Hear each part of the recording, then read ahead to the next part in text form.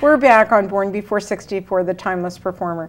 And Tajci, right before the break, we listened to that gorgeous, beautiful piece that you did. And that was a treasured piece of yours, right? That you really, really loved. Yes. Okay. Now, everybody loved you. You had Tajci dolls everywhere. You must have had fans just wanting a piece of your clothing even. A little like, and I want to, you know, maybe somebody like, and Michael Jackson, I'm not talking about Michael Jackson especially, but in America that would be somebody, or Elvis Presley, somebody like that they would go nuts over, or Jennifer Lopez today. And what was specific about it, that it was really across the board. It was really from very small children to older people, and it was gender, it was, how do you say it, it was non-age specific, it was non-genre specific, it was just something that translated to people into people's hearts, and everybody embraced it. And you know, when I think back, I really think that a part of it was that I never stood there thinking, here I am, look at me, how great I am. It was really, you know, I learned this from my dad, this love that I felt in my heart that I just wanted to share through my music. I did not see myself as a big star. It was not an ego. You know, it was not even, I never had a goal of becoming a celebrity, a goal of becoming a successful performer, you know, of impressing. It was really pure sharing of love. Now, you went from classical to rock. Yeah, well. Was that a big step? Was that a big step for you? It wasn't for me, because I did come from, my background was, you know, although I was rigorously classical music, you know, educated, but my dad introduced me to rock and pop, and we sang all the time. And then I was in theater, you know, writing my own music, which was whatever, whatever genre, you know, rebellious teenage music. Right.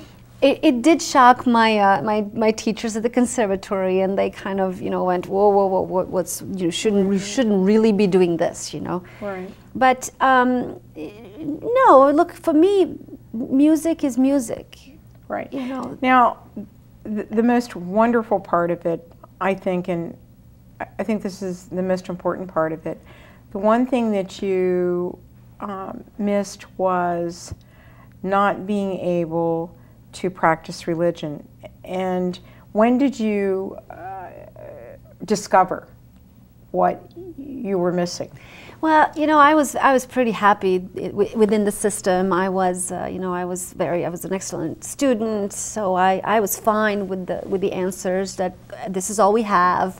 Science has proven there's nothing else. You know, the good atheistic, clean-cut explanations. I was very happy growing up in that. So, you know, the only times I had doubts about it was music. How can it be that it's all just science? Then why am I so moved when I listen to Mozart piece, or even earlier chant, or even earlier some music from even, you know, like Eastern music, or something that is really, really old? How is it that moves my heart if it's all just science and explainable? Right, right. There must be divine inspiration. There must be something that moves us that is not, we can't see, we can't touch, and we can't explain. And so that was the first, those were the first thoughts that triggered my curiosity for spirituality.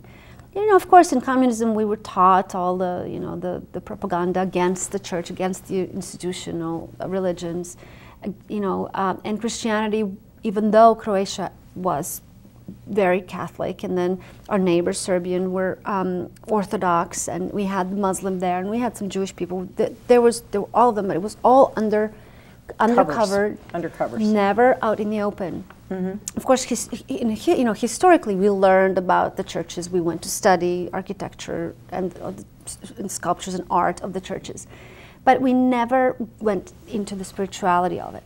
So when I was asking myself those questions, you know, I felt the need for spirituality. I felt the need for something bigger. And my fame was what finally triggered that search. because I was at such early age, I came to a place where I had everything. I had a successful career, I had money, I had status, I had everything that this world has to offer. And then I looked and I said, well, really? What am I going to do for the rest of my life now? And the other part was, I needed to know that I was part of something bigger. Because, when something, this fame that happened to me was so big, I was up in front of thousands and tens, hundreds of thousands of people. I was a hero, I was an idol, I was something that they admired and adored. And yet, at the end of the day, when there was something empty in your soul. Absolutely. And on that note, we're going to listen to another piece by Tajci.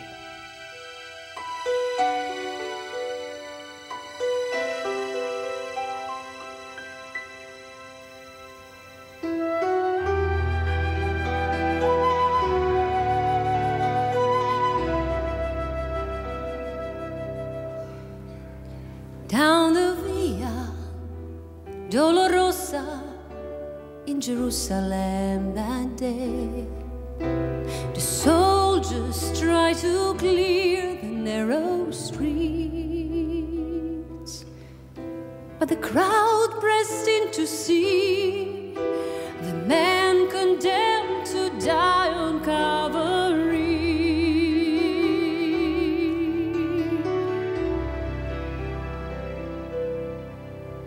He was bleeding from a beating. There were stripes upon his back, and he wore a crown of thorns upon his head. And he bore with every step the scorn of those who cried out for his death.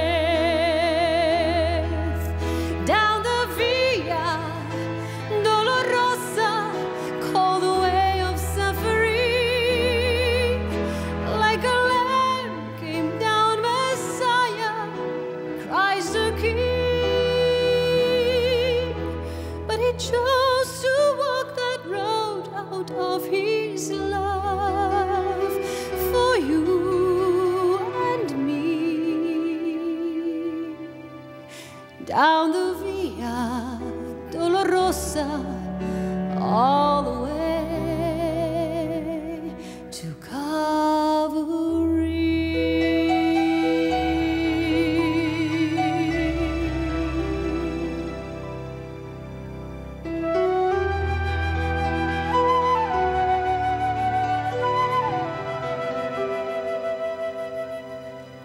Por la vía dolorosa, triste día en Jerusalén, los soldados le abrían paso a Jesús,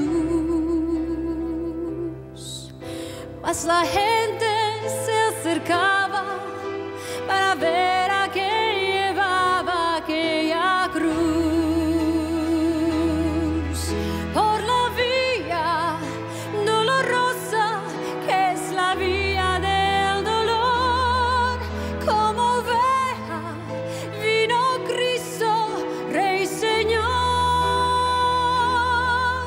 y fue aquel que quiso ir por su amor, por ti, por mí.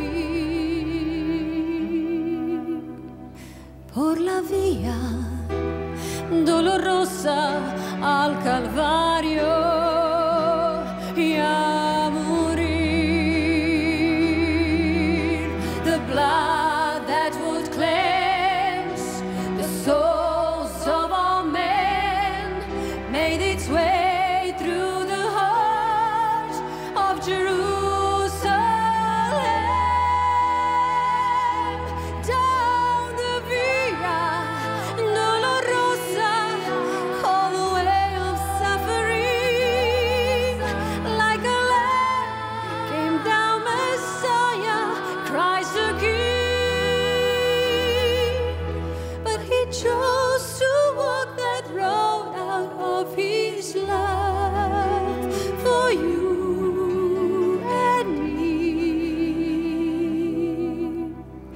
down the Via Dolorosa all the way to Calvary.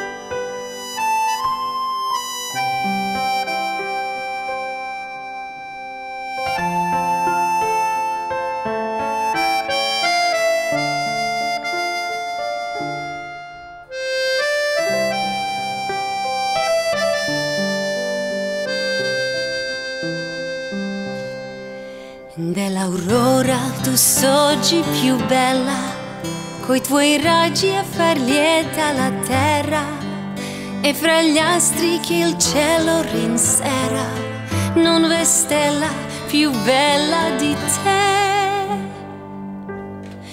Bella tu sei qual sole,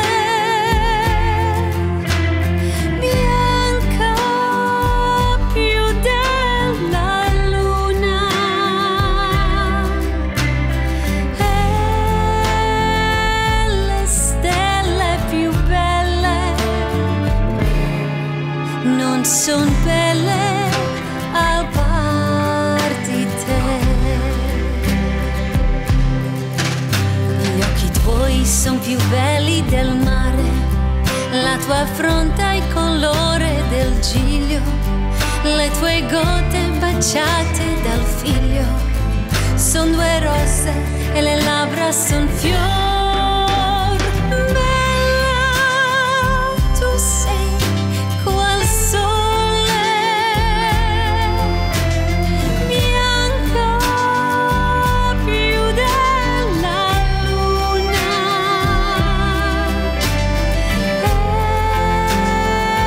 e le stelle più belle non son belle al par di te. Bella tu sei qual sole, bianca più della luna, e le stelle più belle non son belle al par di te.